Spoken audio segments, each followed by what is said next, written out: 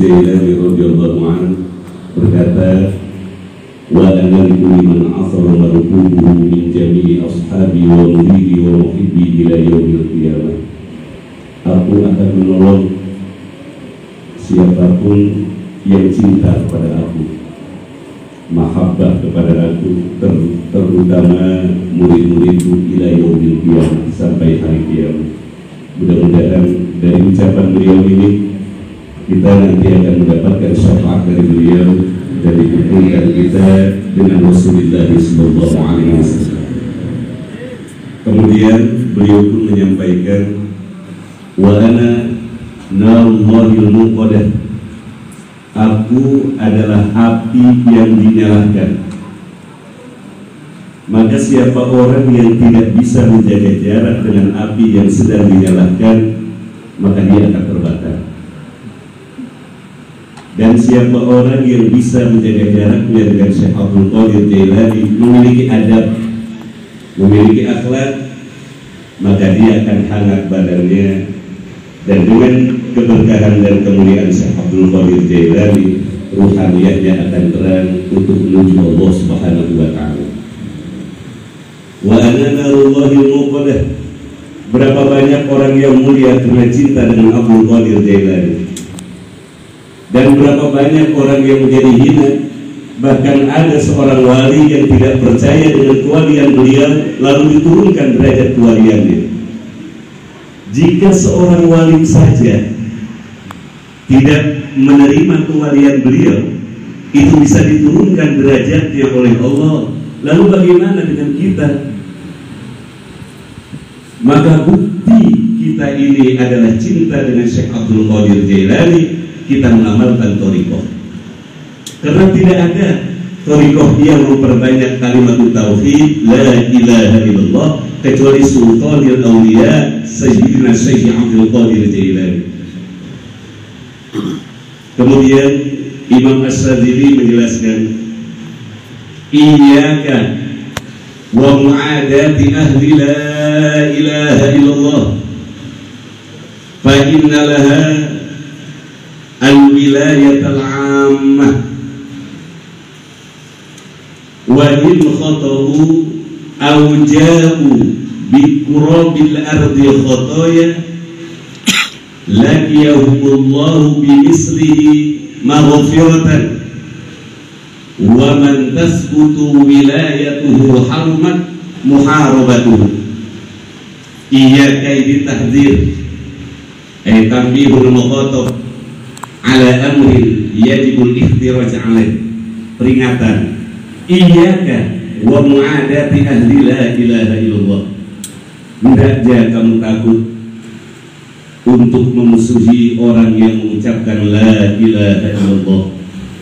Orang yang mengucapkan kalimat la ilaha illallah, ada orang yang masih ghaflah, ada yang ma'al hudur, ada yang mengucapkan kalimat la ilaha illallah tetapi pikiran dan hatinya belum bersih daripada dunia.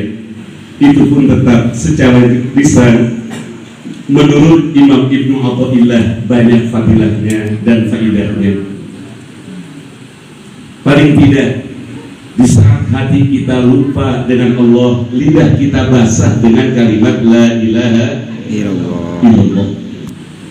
Ini derajat pertama. Tidak ada orang yang berzikir itu sia-sia.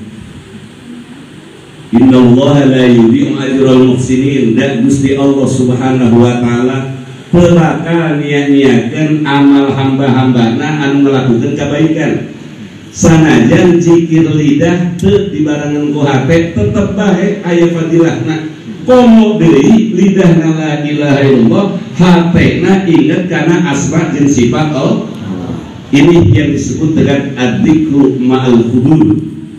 Hatinya la ilaha illallah, lidahnya la ilaha illallah, hatinya yang bahasa mama kosongkeun tina urusan dunia, asuhkeun eta asma jeung sifat Allah. Maka di saat urang mengucapkan kalimat la ilaha illallah, hudur ma'allah.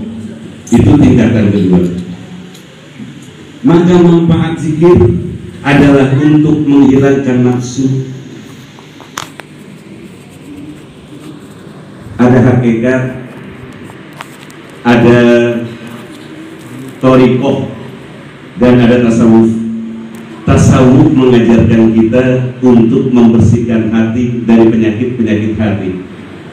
Penyakit hati dibersihkan melalui zikir.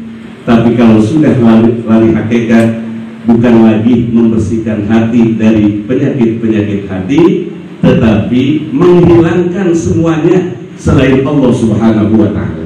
Maka hakikat yang disampaikan tadi oleh Kiai Ade adalah melupakan ma siwallah. Selain Allah itu tidak ada, yang ada hanya Allah, dan itu hanya orang thariqah.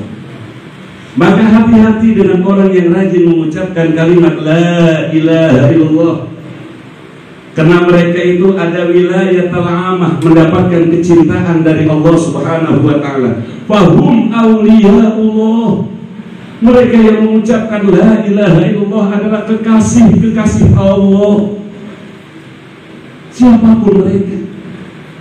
Bahkan kalimat inilah yang menyebabkan seseorang yang tadinya tidak diterima amal ibadahnya menjadi diterima. Sebaik apapun seseorang melakukan kebaikan, jika belum mengucapkan la ilaha illallah, maka pintu langit akan tertutup. Syarat diterimanya amal ibadah adalah bertauhid kepada Allah, kalimat syahadat.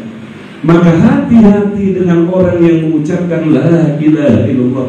Fahum awliyaullah, mereka adalah kekasih-kekasih Allah.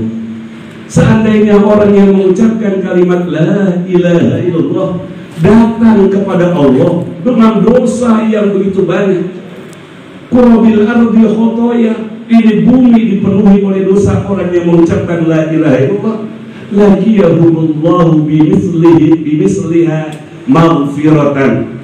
Allah akan datangkan sebagai pembanding dari dosa yang begitu banyak dengan ampunan yang banyak.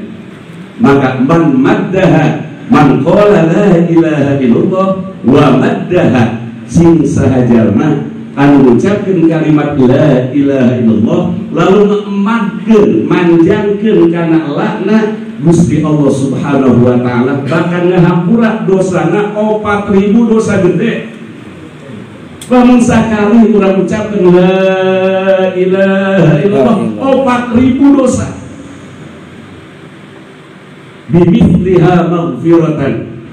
Maka mama guru-guru kita dari Raden Asnawi sampai kepada Mama Kadim sampai kepada Mama Urang kadu parasi ka urang tujuan anak semoga urang teh ku ngalapatkeun jeung ngaistiqomahkeun kalimat la ilaha illallah asup ka jero kubur dosa urang geus dihampura ku Gusti Allah Subhanahu wa Ta'ala. Eta tujuan anak Bapak. Makanya ulah sakali-kalinya dina kasaha bae anu ngucapkeun kalimat la ilaha illallah wahum awliyaullah, sekalipun hatinya belum fudur, terlebih-lebih orang yang sedang belajar untuk hatinya fudur ma Allah. Kemudian kalau kita lihat di dalam kitab Sanusi, orang thariqah di dalam mengucapkan kalimat la ilaha illallah wa man maddaha, ulama thariqah menjelaskan 7 alif 14 harakat, karena 1 alif 2 harakat. Maka di dalam kitab Jam'il Jawami jilid pertama, panjang di dalam umat itu tidak mutawatir tapi min qabilil ada. Yang penting 1 alif 2 harakat.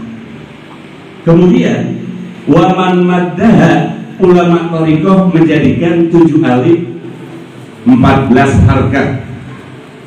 Sehingga ulama menjelaskan illa ayyamurahu syaihuhu bitariqatin fayatba'uha. Orang thariqah di dalam melafazkan la ilaha illallah yang sedang menjalankan thariqah itu harus mengikuti guru. Fayatba'uha, jangan banyak debat. Karena thariqah sedang berbicara tentang ilmu hakikat, melupakan selain Allah. Kayak baju sorban kain asalnya dari kapas, lalu kapas dilinting menjadi benang, benang lalu diolah menjadi kain atau baju. Maka di saat sudah jadi baju, jangan nanya lagi asal itu baju. Di saat orang thariqah melafazkan la ilaha illallah, jangan nanya dalil lagi, mentah. Orang thariqah tidak harus nanya dalil, karena hampir semua yang dilakukan ulama thariqah dalilnya jelas, kitabnya ada, bagaikan bangunan yang kokoh, gunung yang gagah, tidak akan bisa dirubuhkan. Di saat balik lagi ke dalil, mentah lagi. Kapan kita melupakan selain Allah? Maka orang thariqah di dalam melafazkan ngikutin guru. Fayat ba'uha, kata Imam Sanusi, jangan kamu ikuti yang lain, karena gurumu sedang membimbing ruhaniyahmu untuk menuju Allah sampai mudah-mudahan fana, sampai melupakan selain Allah. Caranya ikutin guru. Maka kalau kita lihat zikir kita, hampir semua thariqah Pak, se-Indonesia, sedunia, itu melafazkan la ilaha illallah, pasti kesananya itu tajwidnya kadang ada kurang. Kenapa? Dikarenakan sudah masuk kepada makna illallah, la ilaha illallah, la ilaha illallah, la ilaha illallah. Ikutin guru saja. Selagi guru tidak melarang, itu ajar adalah didikan dari guru ke guru dan sampai ke kita. Ana narullahil muqadah, aku adalah api Allah yang dinyalakan. Hadirin, kita tidak akan pernah bisa memiliki derajat yang tinggi tanpa memiliki akhlak. Di atas ilmu itu ada akhlak. Man la adaba la imana lah, kata Imam Nawawi dalam kitab Nasawi.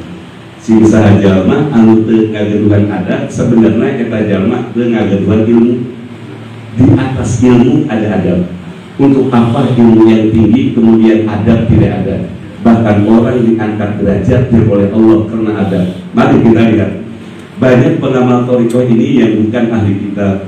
Dia tidak pernah ngaji Alfiyah, Johar Maknun, Juman, Samsiyah, Jawabil Jawame, nggak pernah. Tapi kadang hati mereka di saat melafazkan la ilaha illallah, kita yang merinding. Kenapa itu Pak?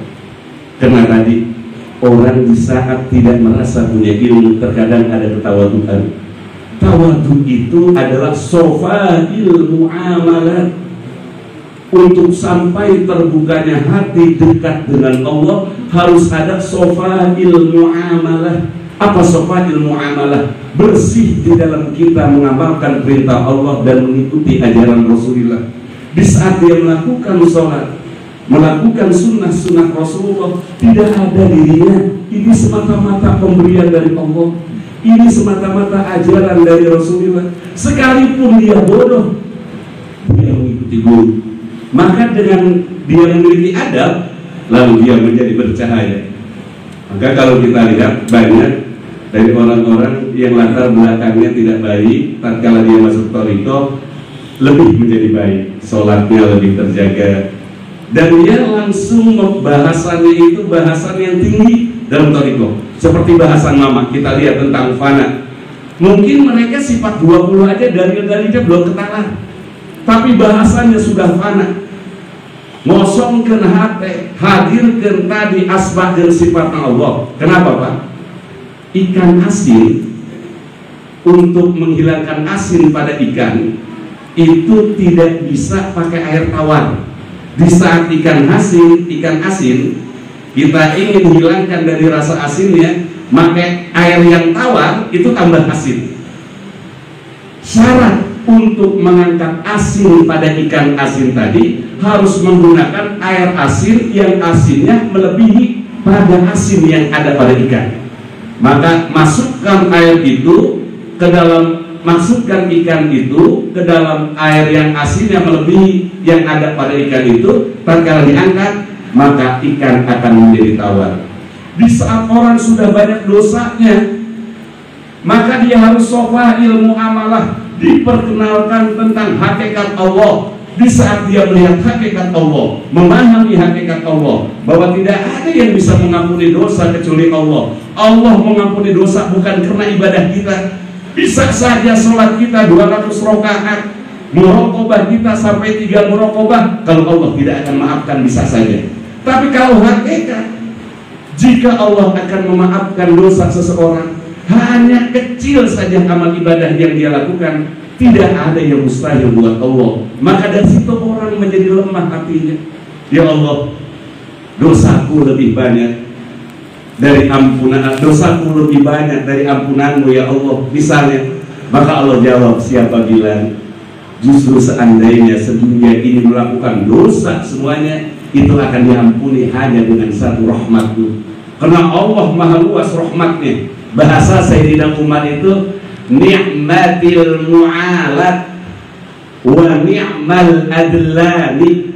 Di saat orang mengucapkan la ilaha illallah, ada ni'mal adlani, sempurna keadilan Allah, apa? Sholawat dan maghfirah.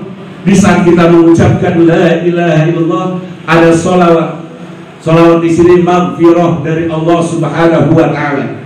Kemudian ada janji orang yang melafazkan kalimat itu akan kumpul dengan orang-orang yang mengajarkannya, yaitu Rasulullah. Maka di saat kita ingat dosa, lalu melafazkan kalimat la ilaha illallah, dosa yang begitu banyak akan lebur. Bukan karena lidah kita yang banyak dosa, tetapi karena rahmat. Maka disinilah kemudian banyak orang-orang yang tadi latar belakangnya kurang baik, kemudian akhlaknya menjadi baik, dan banyak orang yang perampok jadi wali. Abdullah bin Mubarak itu bukan orang yang baik-baik pisan. Fudail bin Iyad itu perampok. Bahkan Syekh Abdul Qadir Jailani, 40 perampok sadar menjadi wali semuanya. Jadi tidak semua wali itu dari kecilnya baik, memiliki ciri-ciri kewalian, tidak. Fudail bin Iyad itu perampok terkenal. Abdullah bin Mubarak juga orang yang banyak sekali menghabiskan waktu dengan poya-poya. Basar al-Khafi, anak raja yang setiap malam poya-poya. Lalu kata gurunya, hai Basar, jika kamu tidak tobat sekarang, besok kamu akan mati. Saat itulah dia tobat. Lalu dia keluar dari kerajaan, padahal dia akan menjadi penerus raja. Dia keluar dari kerajaan tidak menggunakan sandal sampai wafatnya. Kata beliau, saya datang ke dunia tidak memakai sandal, maka saya ingin mati menghadap Allah tidak punya sandal. Basar al-Habib yang setiap malam berpoya-poya, lalu menjadi wali bin awliyaillah. Maka kita bukan siapa-siapa, tapi kita punya guru, alhamdulillah, yang derajatnya wali. Semua guru-guru kita, Pak, dari mama sampai ke atas, semuanya itu mereka berada pada silsilatul thariqah, pada tambang tali, yang itu tambang tali nyambung sampai kepada Rasul. Kita sudah pegang itu, maka amalkan. Ada yang belum juga, asal mahabbah saja dengan ulama-ulama yang rajin zikir. Karena orang-orang yang rajin zikir ini, Pak, tadi wahum auliyaullah, orang thariqah di dalam mengamalkan zikir la ilaha illallah, patokannya adalah guru, dan itu diterangkan oleh Imam As-Sanusi. Jangan nanya dalil lagi, nanya dalil lagi, mentah lagi. Kapal sudah terbang jauh, nanyain ini kapal terbuat dari apa, mentah lagi. Sudah berada di Mekah, lalu kita ingin pulang lagi untuk melakukan doa, mentah lagi. Jalankan apa yang diamanatkan oleh guru, termasuk ini zikir khataman. Hadirin rahimakumullah, terakhir kita akan zikir. Intinya dari acara ini atau Tuan Syekh Abdul Qadir Jailani adalah zikir. Zikir itu membuat kita cerdas dalam berpikir, dalam menyikapi masalah, kemudian juga akan membuat kita ini tenang. Jadi kalau ingin tenang ya ada aja di zikir. Banyak, Pak, orang punya ini, punya itu, tapi gelisah. Dunia itu, Pak, kalau udah banyak banget gelisah. Kalau sedikit kurang, kalau udah banyak gelisah. Itu sifat dunia. Laibun walahun. Makanya banyak orang-orang yang memiliki dunia, lalu mereka itu mendekati alim ulama untuk mendapatkan ketentraman. Jadi dunia kalau udah banyak banget tuh gelisah. Orang kalau mobilnya udah gak kehitung, tanahnya udah gak kehitung, itu malah takut ditinggalkan dunia. Semakin takut dunianya hilang, semakin bingung bagaimana mempertahankan dunia. Maka jalan selamatnya ya tadi, hanya berzikir kepada Allah. Karena zikir itu kata Allah Subhanahu wa Ta'ala, inna fi khalqis samawati wal ardi wa ikhtilafil laili wan nahari la ayatin li ulil albab. Ulil albab alladzina yadhkurunallaha qiyama. Maka orang menjadi cerdas melihat apapun. Di saat dia ditimpa musibah, sabar. Kayak sekarang misalnya ekonomi, ya Allah Bapak, kita kadang suka sedih, pedagang semuanya. Tapi buat orang Toriko itu tidak masalah. Yang penting hatinya ini tidak terpengaruh untuk selalu futur, untuk selalu zikir, menghadirkan asma dan sifat Allah. Karena itu miftahun ibadul hadroh. Miftahun ibadul hadroh itu dimana seseorang di saat dia zikir yang ada hanya Allah. Untuk sampai ke sana azikru. Maka zikir ini adalah untuk membuat kita cerdas, tentrem, damai. Tapi zikirnya pakai hati. Ini kadang-kadang ada kalimat zikir malah dipakai marah, melihat anaknya disuruh tidak taat, la ilaha illallah, kayak gitu ya. Nah itu kalau la ilaha illallah yang begitu tuh, itu gak sampai bisa memposisikan diri sampai duduk di hadapan Allah. Makanya zikir yang kita amalkan ini sudah jelas sanadnya, ilmunya sampai nyambung ke Rasulullah dan nyambung kepada Syekh Abdul Qadir Jailani waliullah. Syekh Abdul Qadir itu wa ana likulli man athara markubuhu min jami'i ashabi wa muridi ila yaumil qiyamah. Kalau ada muridku yang terpeleset dari kendaraannya lalu terjatuh, dia tidak ada yang nolongi, aku yang nolongi. Alhamdulillah. Mudah-mudahan di pondok pesantren Yai kita tambah berkah ya Pak.